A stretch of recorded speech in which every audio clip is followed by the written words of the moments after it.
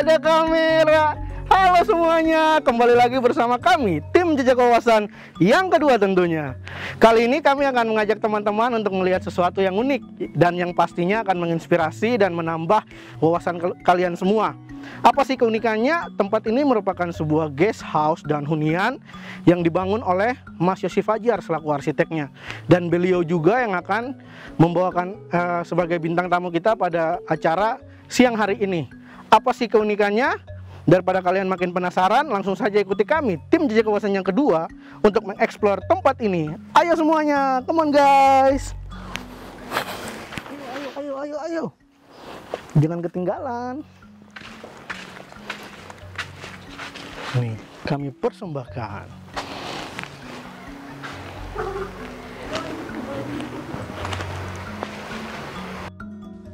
Berawal dari sebuah lahan kebun talas dan kebun pisang, akhirnya lahan ini diubah menjadi sebuah hunian rumah tinggal dan guest house sang pembicara kita saat ini, yaitu Mas Yosi Fajar. Dengan menerapkan konsep membangun tanpa menebang, membuat suasana hunian beliau menjadi lebih menarik tentunya. Rindang pepohonan, sejuknya angin, itu hal yang dapat kita rasakan ketika masuk ke dalam suasana saat berada di hunian rumah tinggal Mas Yosi.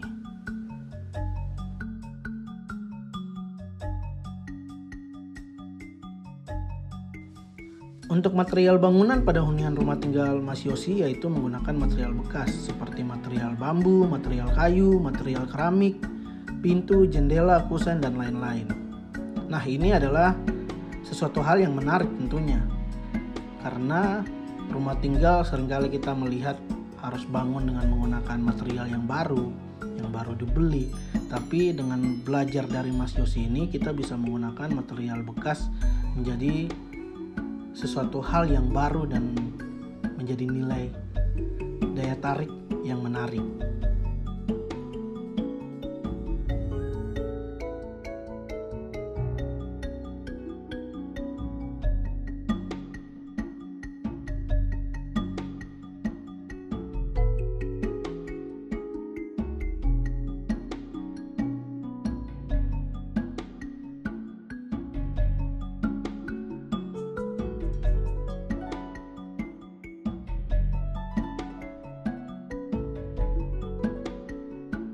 Tinggal Mas Yosi terdiri dari beberapa ruang, yaitu saat kita memasuki pintu depan terlihat bahwa ada ruang pertemuan atau bercerita dan ruang untuk menaruh rak-rak buku. Jika kita masuk ke belakang ada ruang dapur dan di sebelah kirinya ada kamar mandi. Lantai 2-nya ada ruang kerja dan 1 kamar tidur.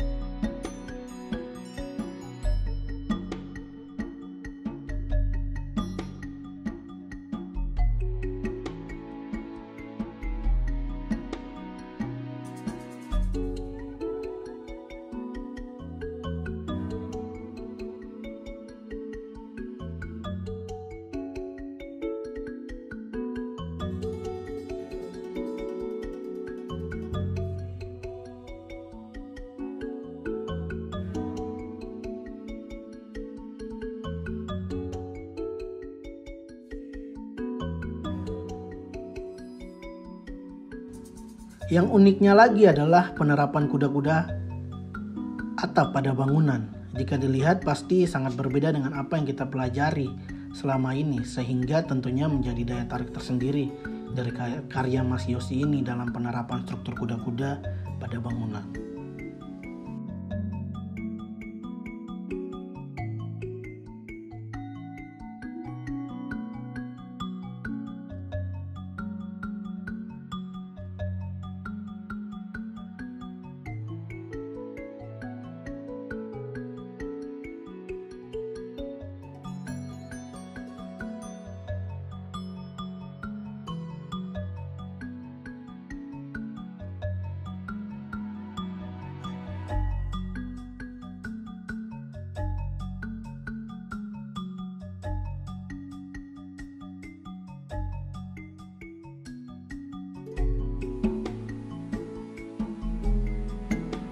Beralih ke bangunan guest house.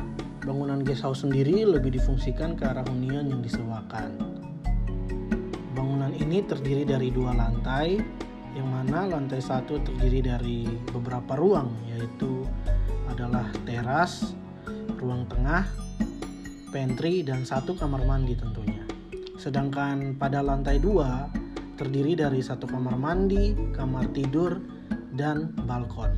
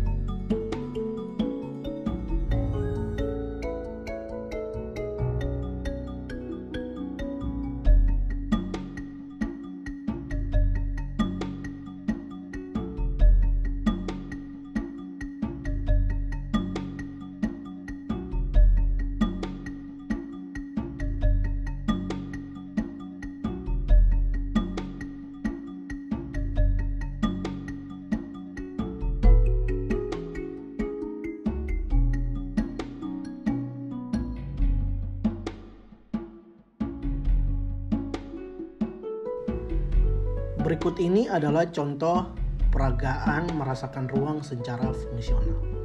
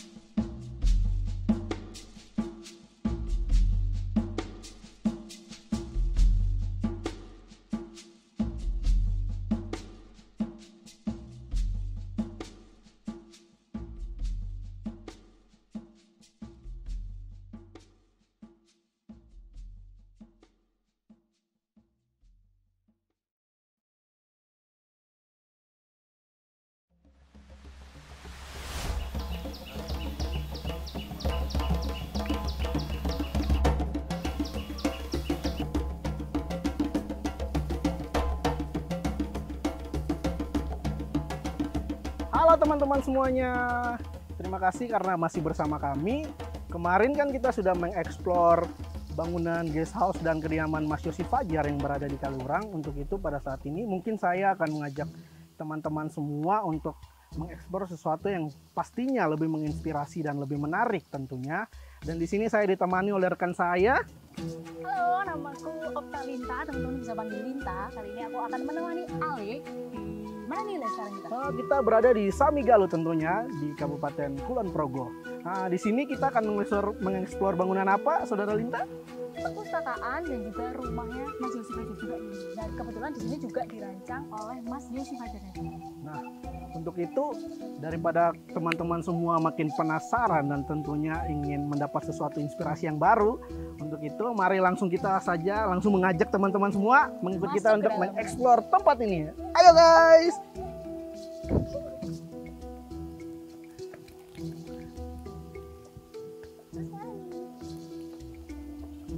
Nah, emang nih ya, Mas, ini boleh Mas ngomong kan? Maaf. Nah, jadi emang Mas Yosi Fajar ini punya konsep yang menarik ya, dia itu mengangkat kearifan lokal, tapi nggak kayak kearifan lokal kayak kita biasanya temui kayak gitu. Iya, sesuatu yang berbeda dari Mas Yosi ini sendiri karena dia itu dalam merancang sebuah bangunan atau hunian, dia tidak pernah mengurangi apa sih yang ada di dalam site itu. Karena menurut dari pandangan Mas Yosi sendiri itu bahwa apapun yang berada di site itu adalah sebuah potensi. Dia tidak pernah memetakan potensi itu sendiri dan kelebihan itu sendiri karena menurut beliau sendiri bahwa semua itu adalah potensi dan kelebihan, dan bagaimana kita sebagai arsitek untuk merespon dan mengolah hal itu menjadi sesuatu yang lebih unik. Benar banget. Jadi kalau kita lihat di sini nih, ini kan konturnya nih keren gitu ya. Konturnya tuh ekstrim, ya nggak ekstrim banget sih, cuman bisa dikatakan ekstrim gitu. Nah di sini tuh dia prinsipnya dia nggak ada cut kecil yang pertama. Benar sekali itu. Respon set ini, jadi kayak rumah ini kan dibikin kayak rumah panggung gitu ya. Itu kan sebagai respon juga terhadap kontur yang ada di sini. Kita langsung aja masuk kali ya. Ayo kita mengajak teman-teman semua kita masuk langsung ke perpustakaan yang dibangun oleh Mas Yosi Fajar.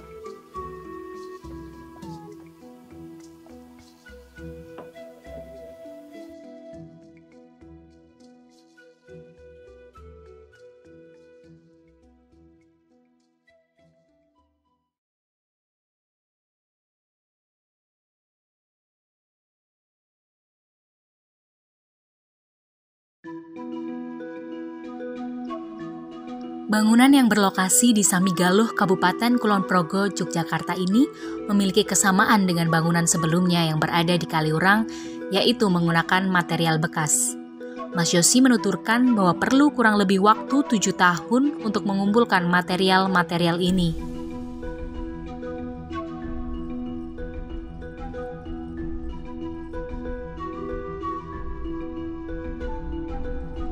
Bangunan ini akan difungsikan sebagai perpustakaan anak dan buku-buku tentang pertanian serta perkebunan.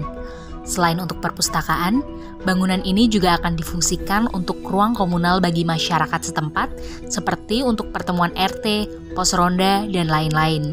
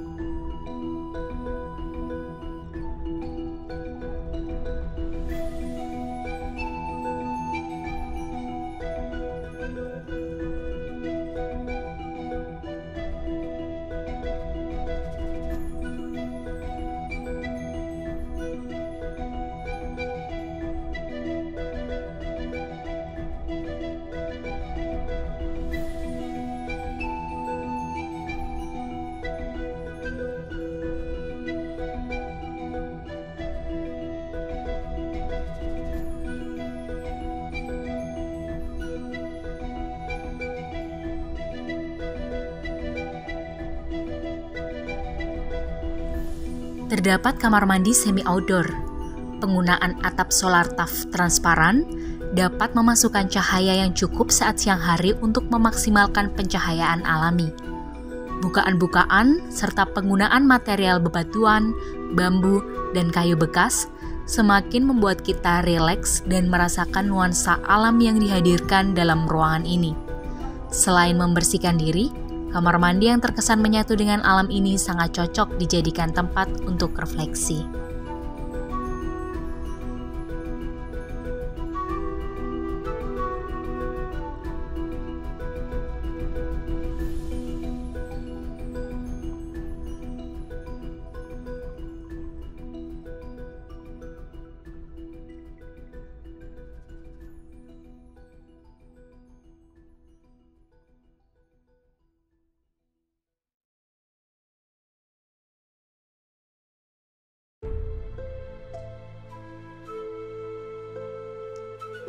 Masih sama juga dengan bangunan sebelumnya. Mas Yosi membangun tanpa menebang, tanpa mengubah kontur tanah atau melakukan cut and fill pada site. Hal ini juga dilakukan untuk merespon potensi dalam site. Karena menurut beliau, semua yang ada di dalam site merupakan potensi yang harus dimaksimalkan.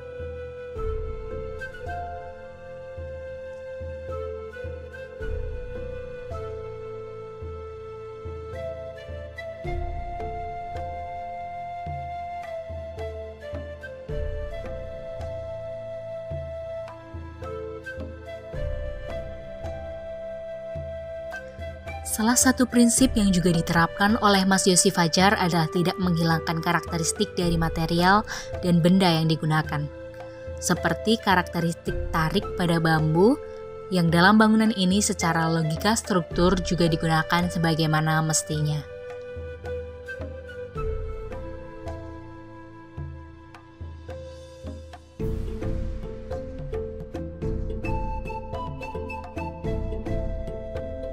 Jendela krepyak yang saat ini seringkali hanya diperuntukkan sebagai estetika saja, di sini semua jendela dan pintu dapat dibuka sebagaimana fungsi aslinya. Jadi, ruangan ini seperti memiliki dinding yang bernafas, dapat dibuka dan ditutup kembali sesuai kebutuhan dan keistimewaan asli dari jendela dan pintu tersebut.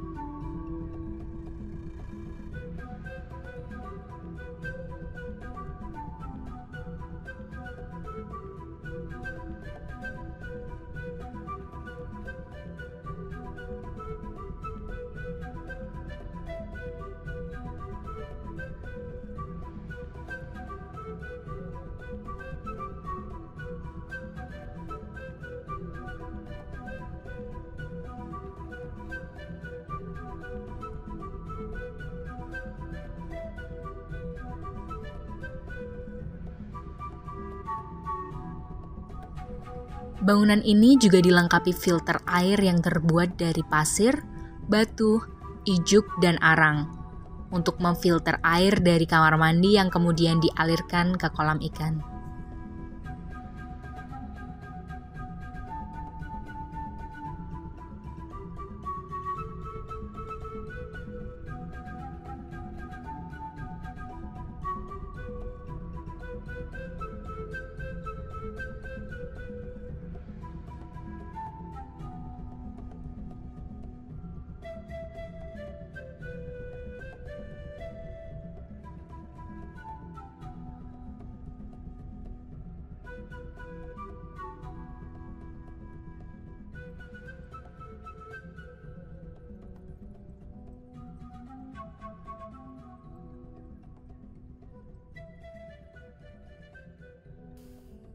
Sekarang nih kita mau ke rumahnya yang kebetulan lagi masih dalam proses pembangunan ya. Ya, prosesnya kalau dilihat sih sudah masuk tahap 50% pembuatan strukturnya. Tinggal masuk ke dalam tahap finishing. Tapi mungkin dengan kita memperlihatkan teman-teman sebuah struktur yang mungkin dibilang unik dan kita jarang dapat di saat perkuliahan.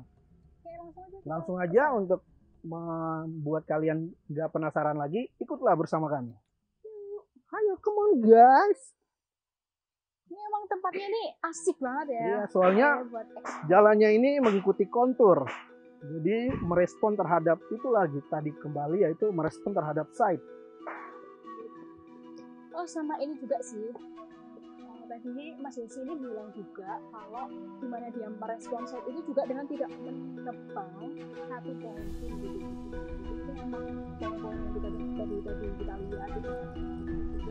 Karena emang kayak gini gitu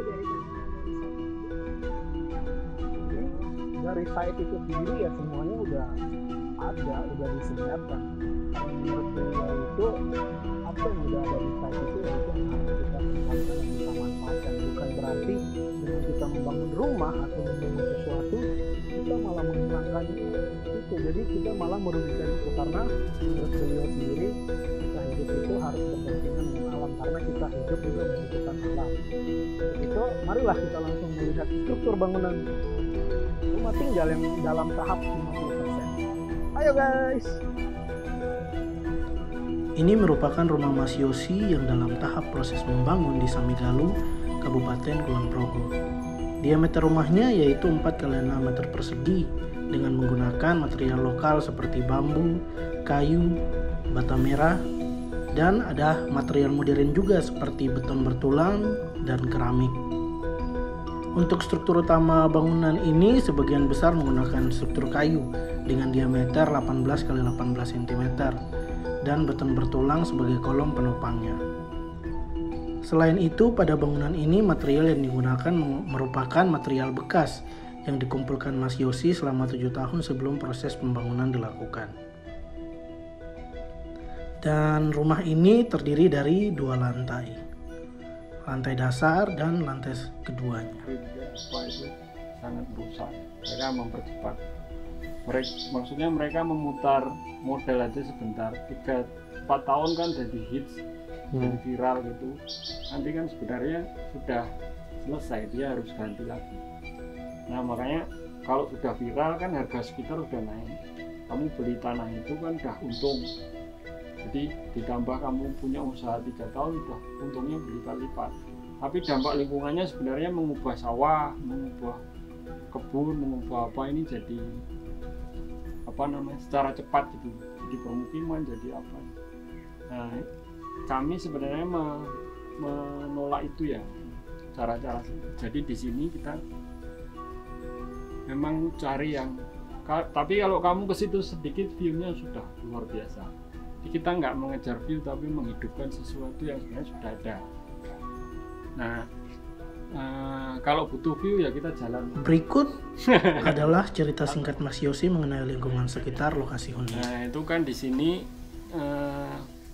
satu ternyata itu juga memberi pelajaran. Kalau angin besar itu kan karena dia bukit-bukit gitu. Angin tuh biasanya lewat lorong-lorong. Biasanya lewat sungai. Nah, kalau sungai itu nggak banyak pohon, maka angin itu bisa menerjang apa saja. Nah, tapi untung di sini masih banyak pohon. Satu, yang kedua, kalau kamu memilih permukiman yang permukiman lama itu biasanya sudah tahu dia ada di posisi misalnya di balik bukit, di punggung bukit. Ini juga di sini bukit kan, ini bukitnya. Nah, kalau angin besar tuh suaranya keras lebih di sana. Di sana anginnya sampai pohonnya gini-gini. Kalau di sini enggak, tenang aja. Itu yang menarik ya. Jadi suaranya sampai sini kan keras banget semua. Tapi di sini santai aja. Nah, kadang-kadang ada orang misalnya dari Jogja kemarin beli di sana. Di bawah situ kan view-nya sungai. Itu juga bikin mau bikin sesuatu di sini.